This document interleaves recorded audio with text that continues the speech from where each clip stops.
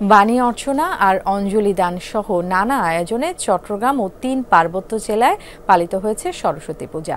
বিভিন্ন মঠ মন্দিরের পাশাপাশি শিক্ষা প্রতিষ্ঠানগুলোতেও আয়োজন করা হয় সনাতন হিন্দু সম্প্রদায়ের অন্যতম এই ধর্মীয় উৎসব। পরিবার, দেশ ও জাতির কল্যাণ কামনায় দেবীর কাছে প্রার্থনা করেছেন বাণী পানি ভক্তরা। অ্যান্টিঅক্সিডেন্ট ও ফ্লেভোনয়েড সমৃদ্ধ ফ্রেশ প্রিমিয়াম টি এক কাপে কাঁপিয়ে দিন।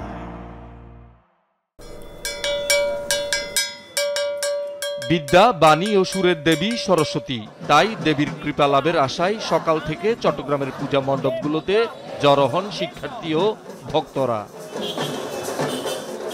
অর্চনা আর চরণে পুষ্পাঞ্জলি প্রদানের মধ্য দিয়ে শুরু হয় হিন্দু সম্প্রদায়ের অন্যতম এই ধর্মীয় উৎসব। ধর্মীয় বিধান অনুসারে মাঘ মাসের শুক্লা পঞ্চমী তিথিতে পালিত হয় এই পূজা। মায়ের পুষ্পাঞ্জলির জন্য আমরা মায়ের সবকিছু সাজানো হচ্ছে। স্নান করে উপোস থাকতে হবে, মানে কিছু খেতে পারবো না, তারপর আমরা পুষ্পাঞ্জলি দিই। ফল কাটা সবকিছুই পূজার যত আয়োজন আছে সব করার পর এখন মাত্র পূজায় বসলো।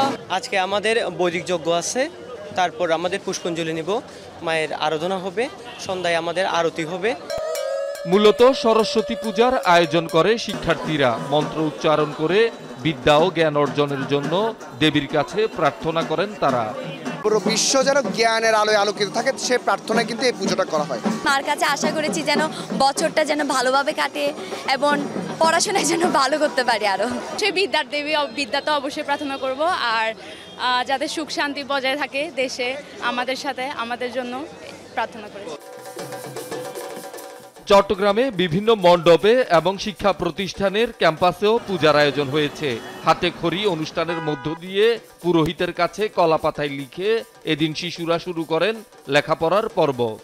মার প্রতি যেই জ্ঞান একাগ্রতা সেটা ছুটে যাবে, আমার পড়ার দিকে নজর যাবে, মার দিকে নজর যাবে না। সেই জন্য লেখাপড়া ঠিকঠাক কোনো লেখাপড়া নাই, আজকে শুধু মাকে প্রার্থনা করবো, মাকে ভজনা করবো। রাঙামাটিতে বিভিন্ন মন্দিরে এবং শিক্ষা প্রতিষ্ঠান মিলিয়ে অন্তত 200 মণ্ডপে সরস্বতী পূজায় অংশ নেন ভক্ত পূজারীরা। বান্দরবানেও সকাল থেকে বিভিন্ন মণ্ডপে চলে পূজা অর্চনা। মঙ্গলবার সকালে সাঙ্গু নদীতে প্রতিমা বিসর্জনের মধ্য দিয়ে শেষ হবে আনুষ্ঠানিকতা। খাগড়াছড়িতে সরস্বতী পূজা ঘিরে উৎসবমুখর পরিবেশ সব মণ্ডপ আর শিক্ষা প্রতিষ্ঠানে। অংশ নেন সব বয়সী মানুষ। অঞ্জলি প্রদান ও বাণী অর্চনা শেষে চলে প্রসাদ বিতরণ। আমাদেরকে বিদ্যা দেয়, তাই আমরা পূজা করি সরস্বতী পূজা। আমাদেরকে যেন উনি জ্ঞান দেয়, শক্তি দেয়, বুদ্ধি দেয়। মায়ের চরণে অঞ্জলি দিয়ে মায়ের কাছে জ্ঞান, বিদ্যা এবং সদ্ভাব মায়ের যেন সব জীবের মধ্যে প্রদান করে, সে আরাধনাই করি। শহীদুল সুমন, যমুনা নিউজ।